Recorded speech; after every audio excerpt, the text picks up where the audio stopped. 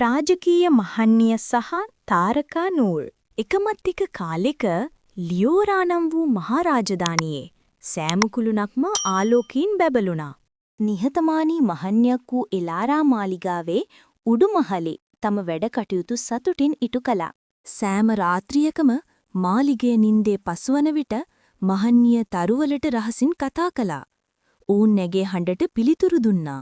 එහෙත් එක රාත්‍රියක ඊර්ෂ්‍යා සහගත මන්තරකරුවෙක් විසින් සොරකම් කරන ලද සඳ අහසින් අතුරුදහන් වුණා. ලියෝරාව පුරා අන්ධකාරය පැතිරුණා. තම රාජධානියේ ආලෝකයේ නැවත ලබා ගැනීමට අදිෂ්ඨාන කරගත් එලාරා ඇගේ දිදුලන නූල් දිගේ වනාන්තර සහ මුහුදු හරහා ගියා. වනාන්තයෙන් සහ මුහුදෙන් ඔබට සඳ නිශ්ශබ්දතාවයෙන් හඬා වැටුණු මන්තරකරුගේ කුළුණ පිරිටා තිබුණා. හදවතේ ධෛර්යය ඇති එලාරා මහන්න පටන් ගත්තා. ඇගේ තරු නූල්ආලෝකයේ සලුවක් ලෙස නිර්මාණය වුණා. ඇගේ තරු එළියෙන් බැබලෙන සලුව දිග හරිද්දී එය මන්තරකරුගේ අන්ධකාරය බිඳ දැමුවා.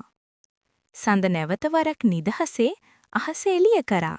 ලියෝරාවට නැවත ආලෝකය උදා වුණා. එලාරා නැවතත් තම මහන වැඩ ආරම්භ කරේ ඇගේ ආලෝකය තරු අතර බබලන බව දැන සතුටු වෙමින්.